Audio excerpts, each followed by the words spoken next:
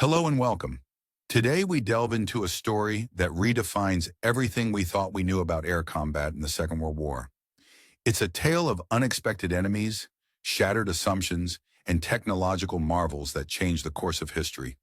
Have you ever wondered how a single aircraft could turn the entire aerial battlefield upside down? Could a fighter designed in just over 100 days, powered by a British engine, suddenly challenge the very laws of air dominance? What if the supposedly inferior adversaries, those American fighters, had capabilities that defied decades of German confidence? And how did a handful of planes built in record time threaten to wipe out three-quarters of the Luftwaffe's pilots and leaders? Was it just luck? Or was there a hidden strategy behind the rise of the P-51 Mustang? Could the Germans have truly believed their skies were secure, only to wake up one day to find themselves hunted in their own territory? And what role did industrial speed and engineering innovation play in this sudden shift? All these questions point to a single, shocking truth. The skies over Europe were never as predictable as they seemed. The very foundation of aerial supremacy was shattered in a matter of months, with consequences that would echo long after the war's end. In this video, we'll trace this transformation step by step, separating fact from myth, uncovering the strategies behind the scenes, and revealing the astonishing story behind the aircraft that changed everything. The most incredible revelations are just ahead, and the story begins right now. On the bleak spring day of April 24th, in the year 1944, at an altitude of approximately 24,000 feet above the city of Brandenburg, Major Ga Ral found himself in a situation that would forever be etched into the annals of aerial combat history. His aircraft, a Messerschmitt Bf-109G6, was trembling under the strain of both the strenuous climb and the relentless pursuit of a formidable adversary. As he strained against the effort, the oxygen mask covering his face fogged up with each ragged breath, obscuring his vision and adding to the mounting sense of anxiety. Despite the fatigue and the mounting pressure, Ral's eyes remained fixed on the relentless opponent, an American fighter maintaining its unwavering chase through a daring, diving turn that defied the rules of engagement. Inside the cockpit, the radio crackled with sounds of alarm and confusion. The voices of the pilots from the famed Yaksada 11 Squadron, veterans who had dominated the skies over Europe since the year 1940, were now filled with panic, issuing warnings that betrayed their seasoned confidence. It was as if these once unsinkable aces, masters of the air since the dawn of the war, had suddenly become inexperienced novices, bewildered by the new threat that now challenged their supremacy. The American fighter, an unmistakable silhouette orbiting at about 6 o'clock high, persisted in its pursuit. Its speed, nearing 400 kilometers per hour, seemed almost impossible given the conditions. Ral's mind raced. How could it still hold that position, still stay with him, after all the hours and battles they had fought? This question haunted him as he tried to reconcile the reality of the chase with every rule of aerial combat he had come to believe. For 3 long years, the Royal German Air Force had operated under a fundamental principle, an unwritten code that dictated the limitations of American fighters. It was widely accepted among German pilots that American aircraft lacked the necessary range to follow their fighters back into German-held territories after a sortie. They lacked the altitude capabilities to keep pace at the higher altitudes where German fighters thrived. They lacked the raw speed needed at these heights to challenge the German fighters' advantage. Yet just as the war seemed to have settled into a predictable pattern, this belief was shattered by the presence of the P-51B Mustang. This aircraft, equipped with an engine built by the Packard Company, an adaptation of the legendary Merlin, uttered a haunting, almost deathly melody at the altitude where the skies usually belong solely to German fighters. Its engine's roar, a potent symphony of power, defied the conventional wisdom of aerial dominance. The Mustang, located just over 600 miles from its base in England, still carried enough fuel to stay airborne for approximately 1 additional hour, engaging in combat or making its journey home. Ral's own fuel gauge indicated barely 15 minutes remained before he would have to return to Brandenburg, leaving behind the relentless pursuit and the chaos of the encounter. In that moment, the fundamental laws of aerial warfare, the delicate balance of air superiority, the importance of distance, the strategic advantage of altitude, and the endurance of aircraft were completely upended. What Ral had thought to be true just hours before had been turned on its head in a matter of minutes. The hunters, the German fighters, had suddenly become the hunted within their own skies, over their very capital city. The scene unfolding before him was not merely a display of a new American fighter aircraft. It marked the dawn of a new phase in the Luftwaffe's systematic campaign of destruction, one that would have profound consequences for the outcome of the air war over Europe. Within less than a year from that April morning, the once dominant German Air Force would be decimated, losing 75% of its pilots and almost all of its veteran, highly skilled leaders, leading to a catastrophic decline in its ability to project air power over Germany itself. The weapon that sparked this upheaval was an aircraft designed in only 102 days, powered by an engine of British origin, produced in staggering quantities that seemed almost incomprehensible to the Germans, and flown by pilots whose numbers appeared to multiply faster than they could be shot down. This crisis had been brewing since August 17, 1943, when the United States 8th Air Force suffered a devastating loss of 60 B-17 flying fortresses in a single day during their attacks on Schweinfurt and Rams. The dire mathematics of their bombing campaign soon reached a critical turning point. The American bombers engaged in deep penetration raids into German territory were suffering losses of between 20 and 25%, an unsustainable rate, yet German fighter production stubbornly continued to increase despite the relentless bombings. High command in Berlin, including generals such as Adolf Galland and Deg Flieger, reviewed these grim numbers with a sense of satisfaction, recognizing that their strategic calculations were unfolding exactly as planned. In the midst of relentless conflict, the skies above Europe had become a battleground not only of aircraft and pilots, but also of technological innovation and strategic ingenuity. During this period, the Germans suffered a series of devastating setbacks, including a significant attack where they deployed around 600 men in one raid on Schweinfurt, and another where an equal number of soldiers participated in a subsequent assault, further weakening their position. Meanwhile, the Allied air campaign against Germany experienced a notable pause, lasting for approximately 4 months. During this lull, no major aerial operations penetrated deeply into German territory. The Luftwaffe appeared to have secured air superiority, a dominance seemingly assured by the geographical advantages they exploited, which made it difficult for Allied fighters to challenge their control of the skies. However, unbeknownst to the jubilant German pilots celebrating their dominance, a remarkable confluence of engineering brilliance and vast industrial capabilities was quietly progressing, poised to turn the tide against their seemingly invincible air forces. The catalyst for this revolution in aerial warfare was the development of the North American P-51 Mustang, a fighter aircraft whose origins trace back to a British military requirement issued in April of 1940. This aircraft's creation was remarkably swift. It was designed in just 102 days, and its prototype took to the skies merely 149 days after the initial contract was signed, a feat that underscored the unparalleled speed of American military innovation and manufacturing, a pace that would have been impossible within most other nations at the time. Initially powered by an Allison Farm 1710 engine, early versions of the Mustang proved somewhat disappointing at higher altitudes above 15,000 feet. This was a critical flaw, as high-altitude performance was essential for effective bomber escort missions, where German fighters often operated safely and confidently. It was in April of 1942 that a pivotal suggestion emerged. Rolls-Royce test pilot Ronald Harker proposed fitting the Mustang with the renowned Merlin engine, an idea that would prove transformative. This suggested coupling combined the sleek aerodynamics of the American-designed aircraft with the British-made Merlin engine, an alliance that would produce the most decisive fighter aircraft of the war. The integration of the Merlin engine was made feasible through the efforts of the Packard Motor Car Company, located in Detroit. Starting in August of 1941, Packard began licensed production of the Merlin engine, applying mass manufacturing techniques refined in America to the highly precise engineering standards of Britain.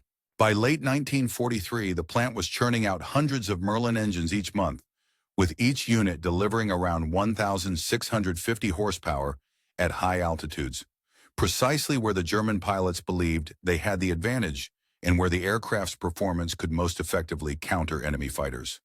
This technological leap was anticipated and documented well in advance. Colonel Thomas Hitchcock, the American military attaché stationed in London and a former pilot from the First World War, had written a prophetic report in July of 1942. He predicted that the P-51, equipped with the Merlin engine, would surpass all existing fighters above 25,000 feet, granting it to escort bombers all the way to Berlin and back, essentially extending the range of Allied fighters to unprecedented distances. He believed that such an aircraft had the potential to alter the very fabric of the strategic contest in Europe, shifting the balance of air power significantly in favor of the Allies. This newfound capability was vividly demonstrated on December 1st of 1943. A formation of German Focke-Wulf FW-190S from the squadron based near Yugoslavia, known as the Second, approached American bombers near the region of Solingen, confidently assuming that the Allied fighter escorts had already disengaged and turned back. These German pilots were seasoned veterans, with thousands of victories accumulated over many months of combat.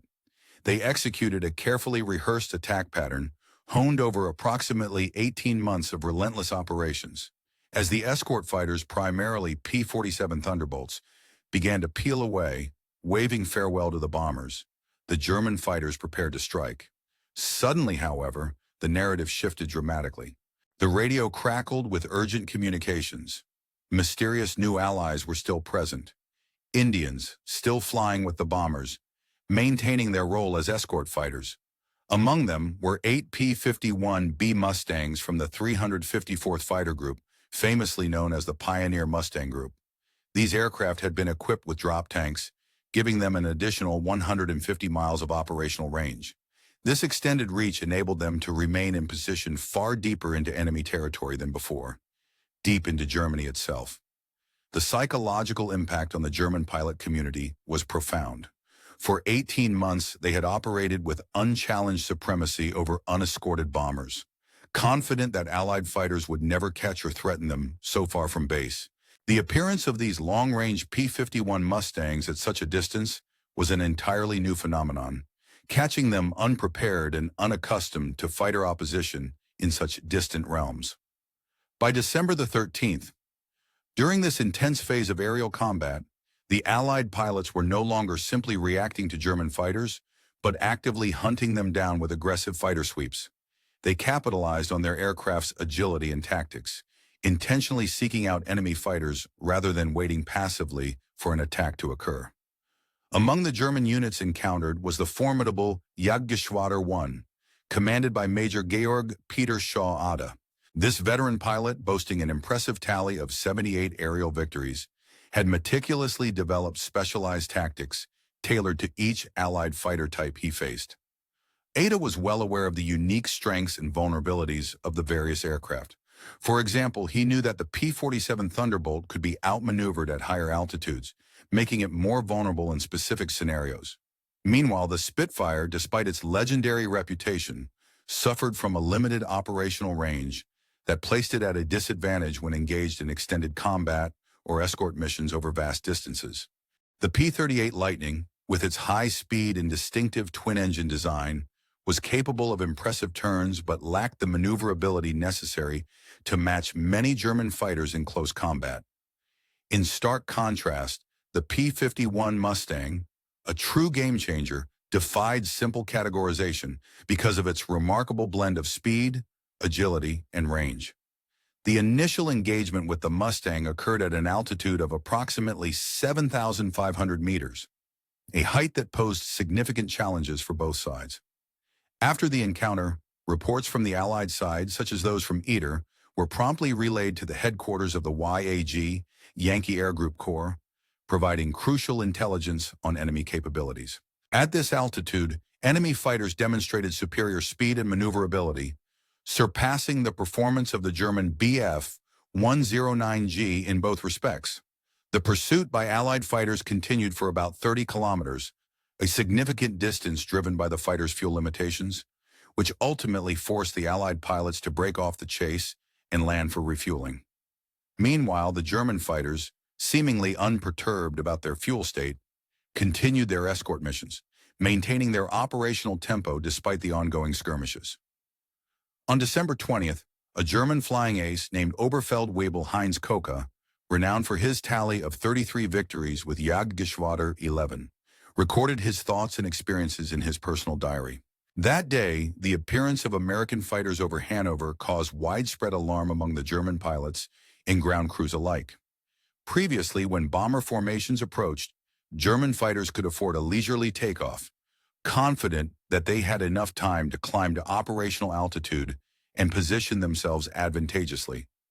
However, with the arrival of the Americans' more agile and faster fighters, such as the P-51, the Germans were forced to scramble immediately upon detecting the enemy, risking being ambushed or bounced before they could establish a suitable altitude advantage.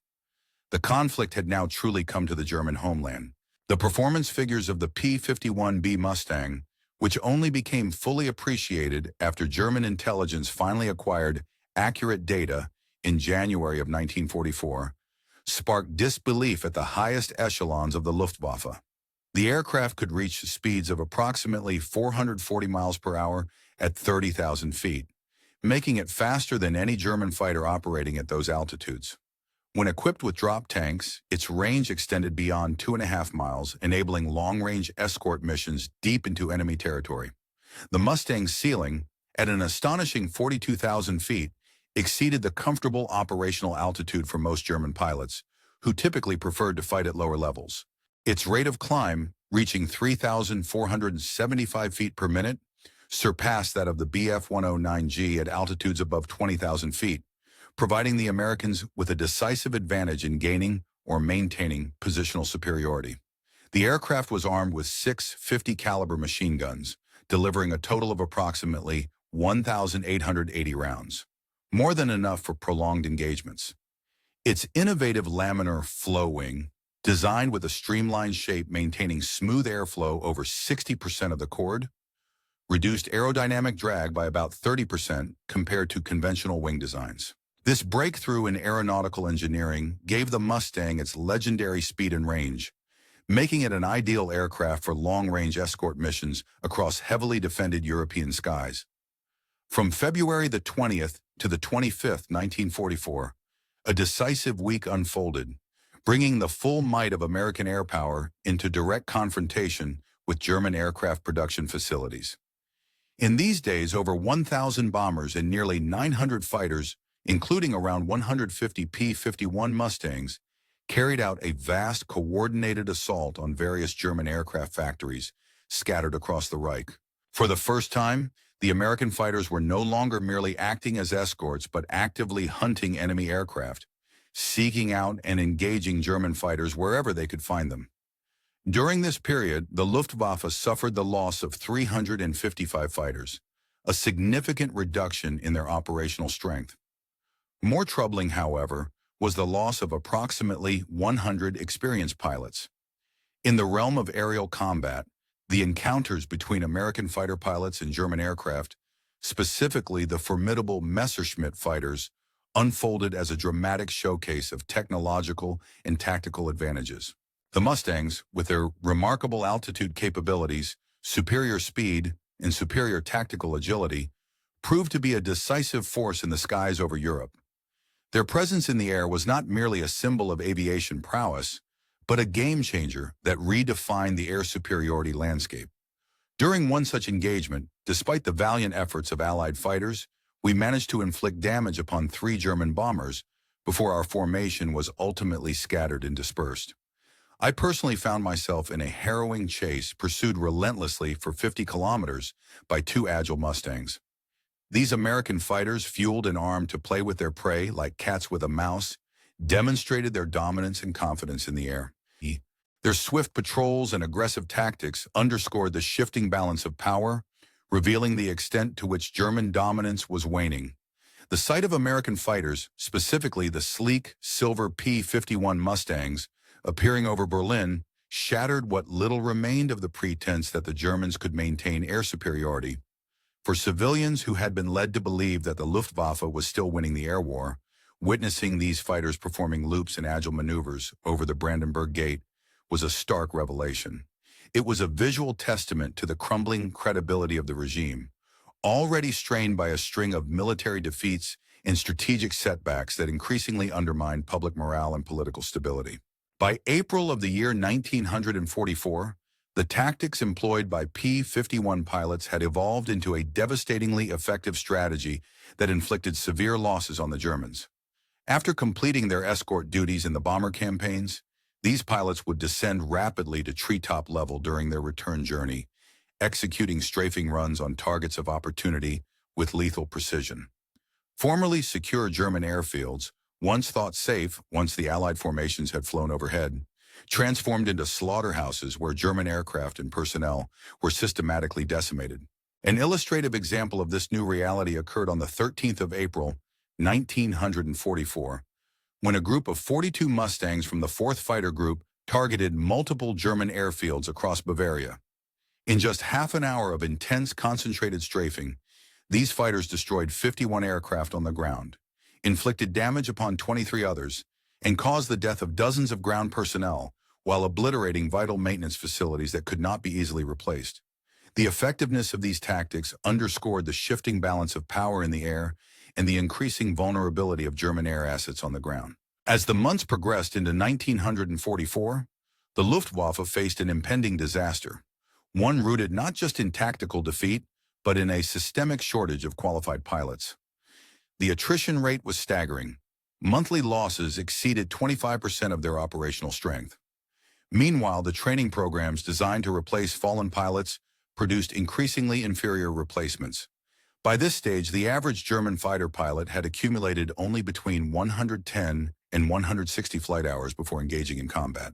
In stark contrast, American pilots, benefiting from more extensive training, had logged approximately 400 hours before entering combat zones, while in 1941, German pilots had received between 220 and 250 hours of training. By the dawn of 1945, some German pilots were entering combat with as little as 80 hours of total flight experience, a dangerously low level of readiness and skill. Commanding JG-77, Johannes Mackie Steinhoff, documented the severity of this crisis, reporting that they were increasingly forced to accept untrained replacements, some as young as 19, with minimal flying experience and no familiarity with high-altitude operations or aerial combat maneuvers. These inexperienced pilots had never flown above 5,000 meters, never fired at a moving target, nor experienced the rigors of proper hygiene and operational discipline. The stark contrast in training and experience meant that German pilots faced an enormous disadvantage when pitted against their American counterparts, many of whom possessed around 400 hours of training and often prior combat experience. This disparity transformed the air battles into a force multiplier for American effectiveness and tactics. Captain Don Gentile, a highly successful pilot from the 4th Fighter Group with 21 confirmed aerial victories, observed that by the spring of 1944, half of the German pilots encountered in combat were easily predictable targets. They flew in patterns that lacked sophistication, failed to utilize cloud cover effectively, and panicked when bounced by Allied fighters. Although some experienced German pilots remained dangerous adversaries, immediately identifiable by their more refined flying, they were becoming increasingly rare as the quality of training and experience deteriorated across the board. Adding to the mounting pressures on German aviation was the strategic bombing campaign aimed specifically at their oil production infrastructure. Intensified in May of 1944, this offensive severely crippled German fuel supplies, which plummeted from an estimated 180,000 tons in April. In the vast and complex theater of aerial combat during World War II, the concept of manned aircraft with virtually unlimited fuel reserves offered a significant strategic advantage. American fighter pilots, equipped with such capabilities, could linger over German airfields for extended periods, patiently awaiting the moment when enemy aircraft, particularly fighters or bombers, would take to the skies. At that vulnerable juncture, these pilots could launch surprise attacks, striking with precision at the most critical and defenseless moments, thereby maximizing their effectiveness and disrupting German operational plans. The introduction of the Messerschmitt Me-262, the world's first operational jet fighter, in the summer of 1944, temporarily ignited hopes among the Germans that they had gained a groundbreaking technological edge. With a top speed reaching approximately 540 miles per hour, the Me-262 surpassed the traditional piston-driven fighters, such as the P-51D Mustang, by about 100 miles per hour. Adolf Hitler viewed this advanced aircraft as a true wonder weapon capable of fundamentally altering the course of aerial warfare, believing that it would turn the tide decisively in Germany's favor and bring an end to Allied air superiority. However, despite its impressive specifications and initial promise, the Me-262's potential was quickly undermined by the harsh realities of wartime operational conditions. The pilots flying these jets began to realize that the aircraft's technological advantages did not translate seamlessly into strategic dominance. The Mustangs, with their longer operational ranges, could vigilantly patrol near Me-262 airfields, waiting for opportunities to attack during takeoff and landing when the jets were slow and most vulnerable. This tactical approach effectively negated the jet's speed advantage. Furthermore, the Me-262's performance depended heavily on high-quality fuel, which became increasingly scarce as Allied bombing campaigns targeted German fuel infrastructure. The aircraft's engines, which required frequent replacements every 10 to 25 hours of flight, became difficult to maintain given the disruptions in supply chains caused by relentless Allied aerial bombardments. Perhaps most critically, operating these advanced jets demanded highly experienced pilots, yet by this stage of the war, the Luftwaffe was suffering from a severe shortage of veteran aviators. Most experienced pilots had been lost in previous combat, leaving behind a force increasingly composed of less seasoned fighters. Despite the efforts of notable Me-262 aces such as Franz Schall and Georg Peter Eder, who each claimed to have downed 10 and 9 P-51 Mustangs respectively, these individual victories did not translate into strategic victories for the Germans. Many of these pilots, although achieving personal success, could not alter the overall balance of air power, as the relentless expansion of Allied air forces produced far more aircraft than the Germans could effectively counter. For every Mustang shot down, dozens more would appear, rendering the German efforts insufficient to stem the tide. By the autumn of 1944, the focus of the Allied aerial campaign had shifted sharply. Instead of attempting to directly confront the advancing Allies in dogfights, the American fighters pivoted towards targeting Germany's vital transportation network. Operating in tight-knit squadron formations, P-51s began conducting systematic attacks on locomotives, rail yards, bridges, and canal locks. Strategic points vital to the German war economy, these interdiction missions aimed to cripple the movement of goods, troops, and resources vital for the German war effort. The impact on Germany's economy was profound. With the country heavily dependent on rail transport to supply its factories, power plants, and cities, the systematic disruption of these logistical arteries led to a steady and relentless economic destabilization. On the 11th of September in the year 1944, a single day's offensive by 36 P-51s from the 357th Fighter Group resulted in the destruction of some 81 locomotives, illustrating the effectiveness of this strategy.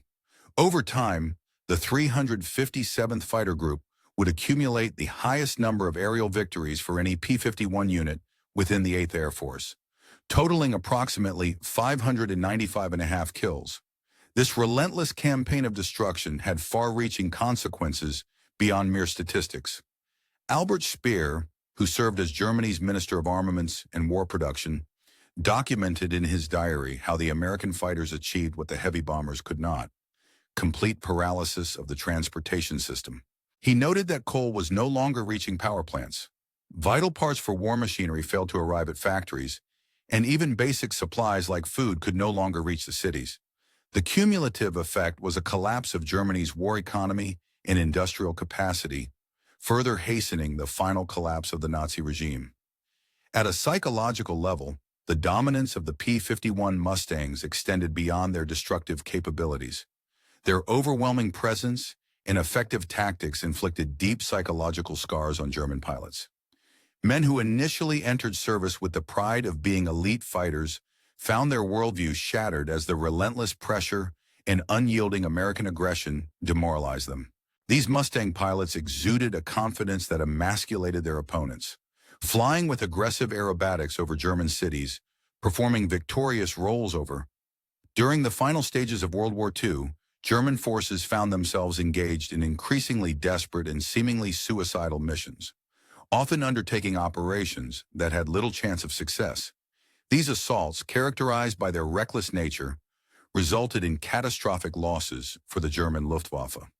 Despite their valiant efforts, American fighters managed to claim approximately 130 to 140 enemy aircraft destroyed in aerial combat, while losing only a minimal number of their own aircraft in the process. This stark imbalance underscored the superiority of Allied air power and the deteriorating effectiveness of the German Air Force. By April of 1945, the Luftwaffe had effectively ceased to exist as a viable fighting force. Its aircraft and remaining pilots still existed, but the once formidable force had lost its will to fight. Mid-level and high-ranking unit commanders had stopped issuing operational orders altogether, and the remaining aircraft, no longer used actively in combat, were hidden away to prevent further losses. The once proud and terrifying Air Force that had dominated European skies was reduced to a shadow of itself, surviving only in hiding and in the memories of its enemies. The final and most telling statistics regarding the impact of the North American P-51 Mustang paint a vivid picture of its decisive role in the Allied victory. Over the course of the war, a total of 15,586 P-51 aircraft were produced, a remarkable achievement in wartime manufacturing. These aircraft proved their worth repeatedly, with confirmed kills amounting to approximately 4,950 enemy aircraft destroyed in aerial combat, and an additional 4,131 enemy aircraft confirmed destroyed on the ground.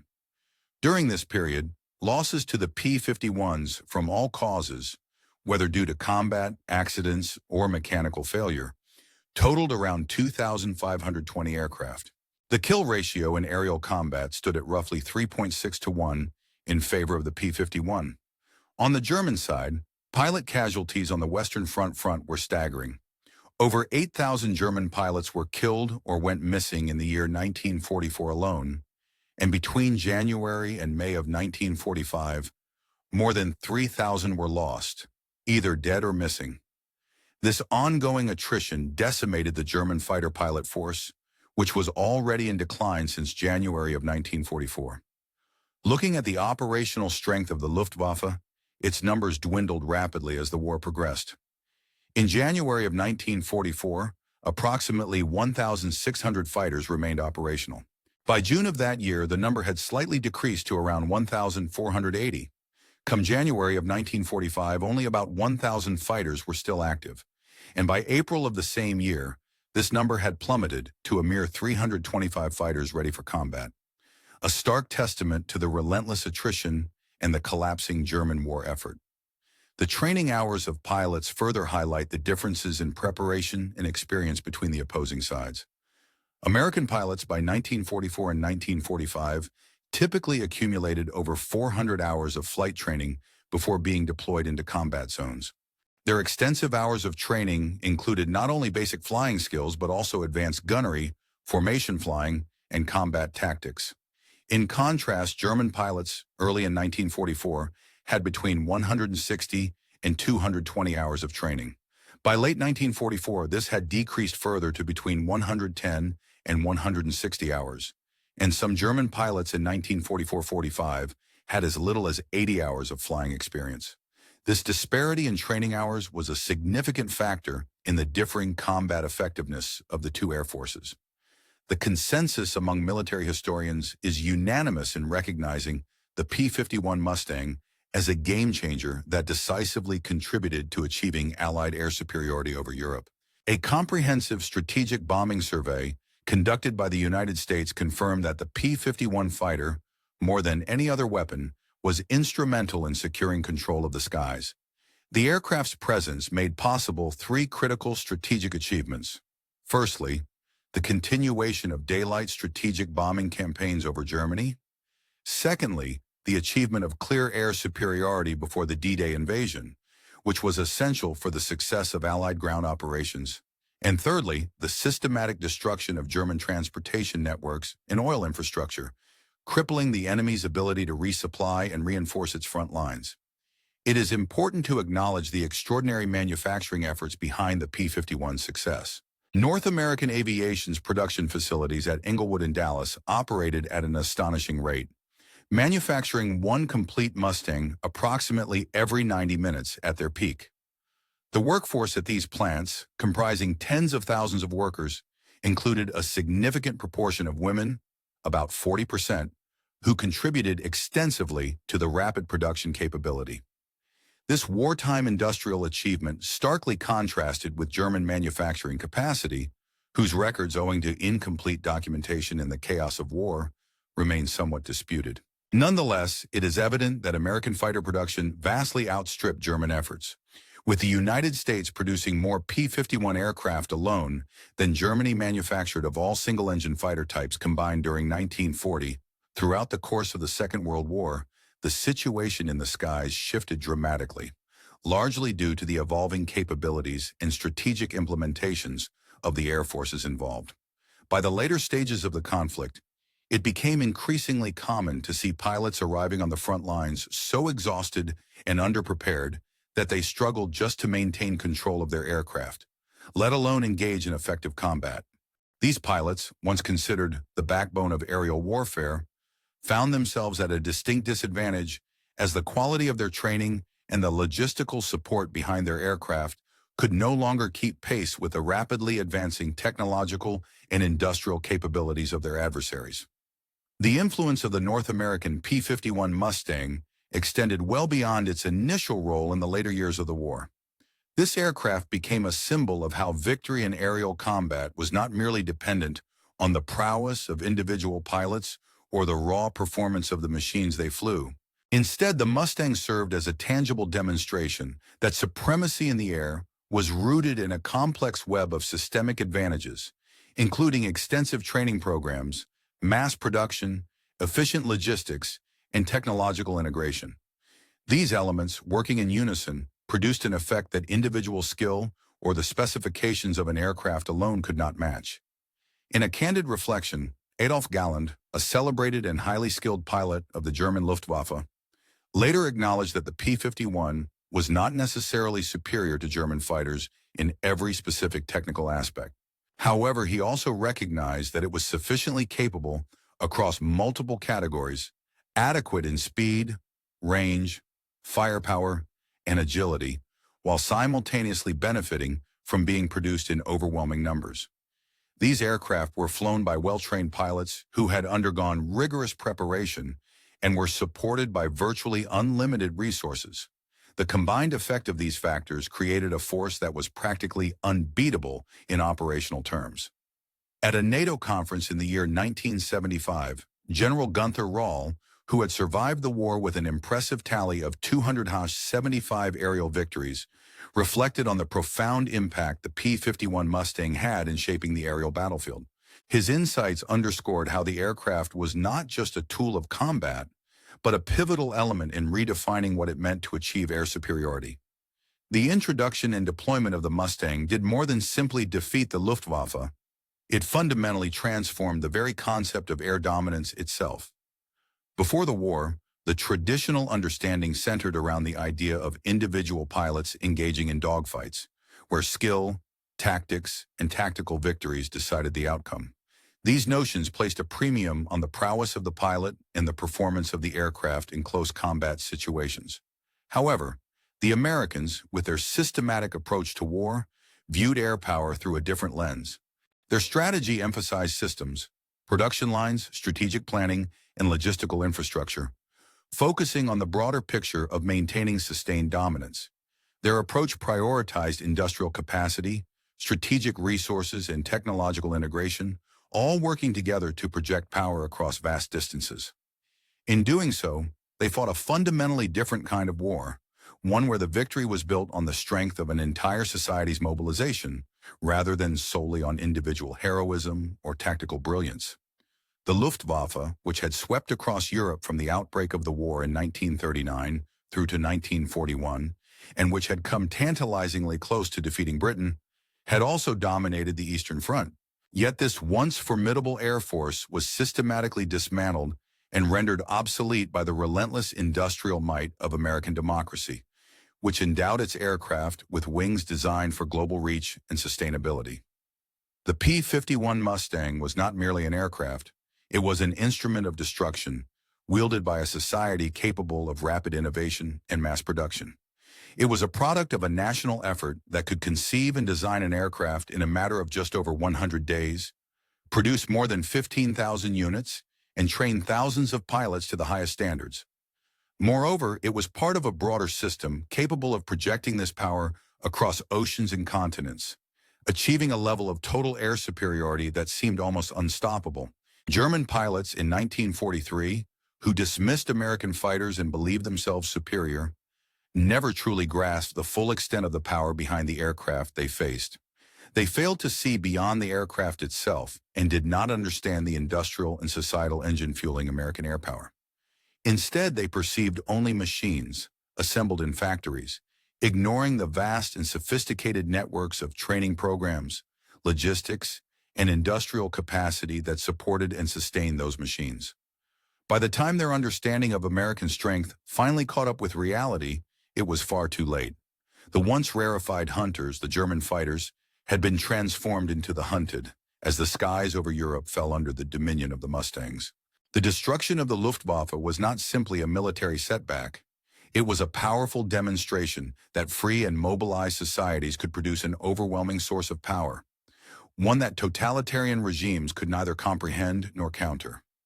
In the final analysis, the P-51 Mustang revealed that victory in modern aerial warfare was not primarily dependent